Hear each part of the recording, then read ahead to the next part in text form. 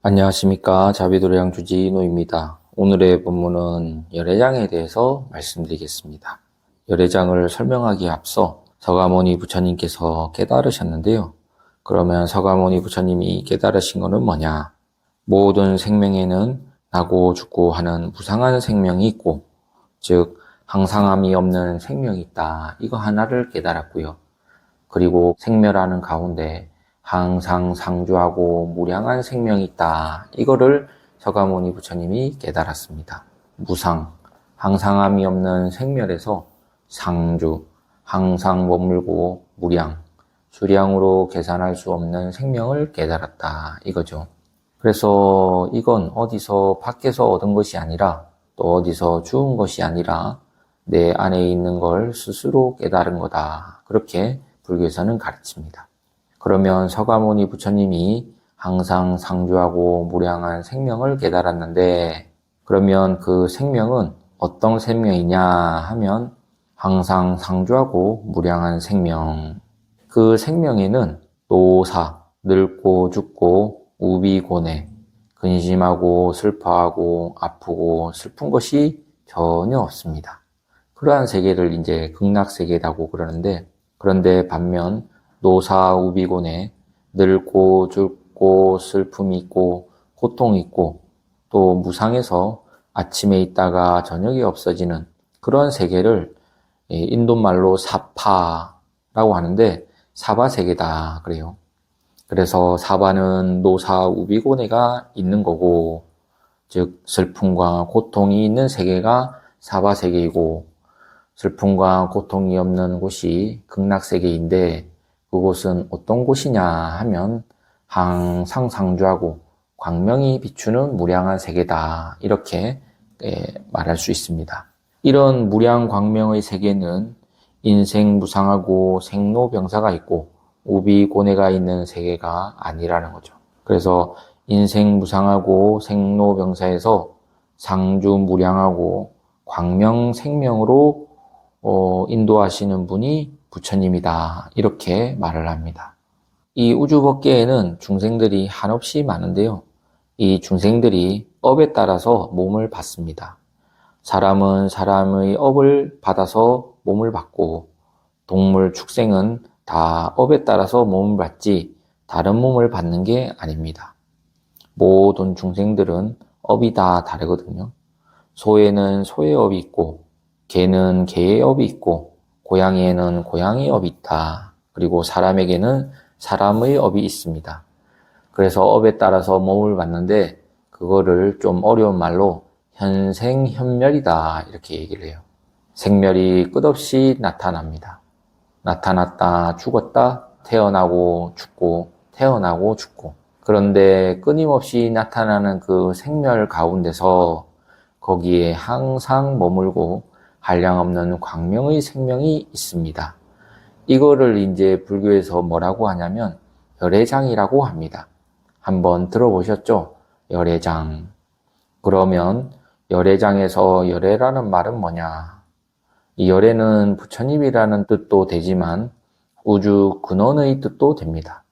그 우주 근원을 법성이라고 하는데, 법의 본성이라고 하는데, 그 법의 본성, 열애를 참 그대로 열애라고 해서 진여열애라고도 합니다. 좀 어렵죠? 이게 이제 불교 전문 용어인데요. 이 불교 공부를 좀 깊이 하다 보면 이런 용어를 씁니다. 진여열애, 열애장, 참 그대로 우주 근원의 본성이다. 이렇게 설명하는 거죠. 어렵지만은 이런 법문을 통해서 이런 것도 좀 들어두면 좋습니다. 참 그대로의 모든 법의 본성이다.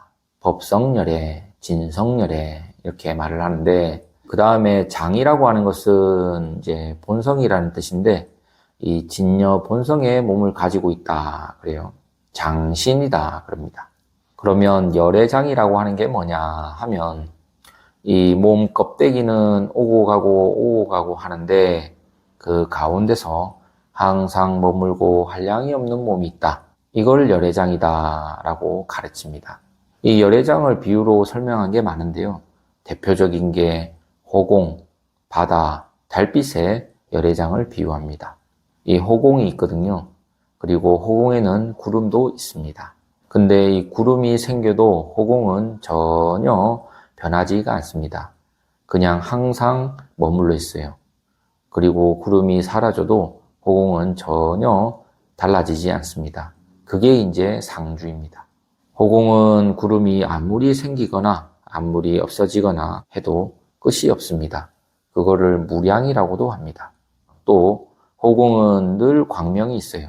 호공에는 태양도 있고 달이 있지 않습니까? 그런데 구름은 어떻습니까? 인연 따라 오고 간단 말이에요. 하지만 구름이 인연 따라 오고 가지만 호공은 구름이 오더라도 전혀 달라진 게 없고 또 구름이 사라져도 호공은 전혀 달라진 게 없다. 그래서 이 중생세계에 몸이 와도 호공에 한조가 구름이 일어나는 것과 같다.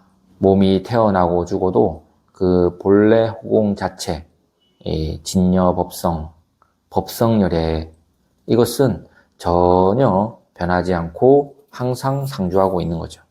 우리가 죄를 지낼 때 생야일편 부응기 사야일편 부멸 도교일물 상동로 다면불수 어생사라 그런 말을 하지 않습니까? 생이란 한조가 구름이 모임이요 죽음이란 한조가 구름이 흩어지는 것이니 나고 죽는 인생사 그와 같도다.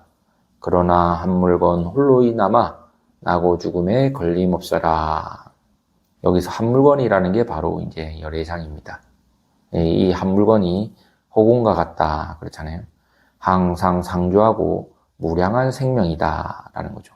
그래서 이걸 뭐라고 했느냐 하면 서가모니 부처님께서 깨달아서 생로병사 우비고네 즉 온갖 번뇌 시름에서 벗어났다고 해서 해탈이라고 합니다.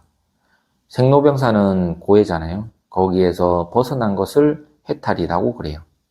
그래서 해탈할 수 있는 것은 구름에 구름이었고 호공뿐이다 라는 것을 딱 알았을 때 그게 바로 구름의 오고 가면서 벗어날 수 있습니다. 그게 바로 해탈이에요.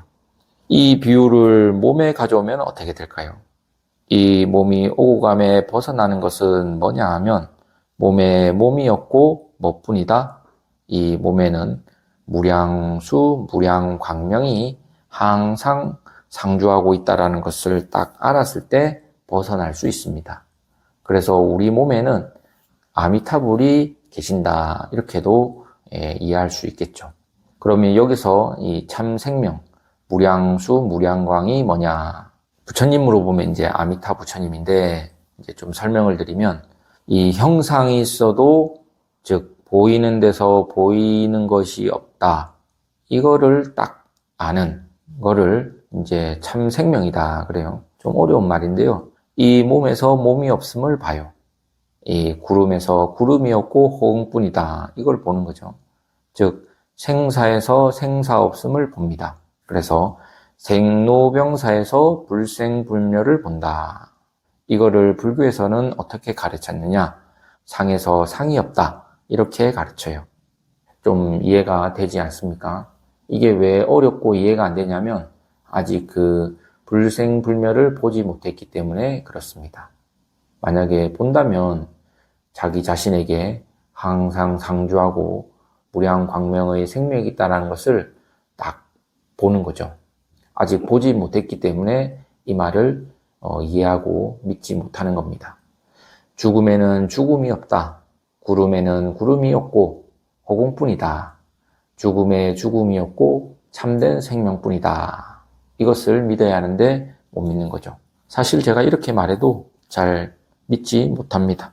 그래서 참 생명에서 볼 때는 이 하나의 몸이 태어나나 하나의 몸이 사라지나 전혀 다를 바가 없다는 겁니다.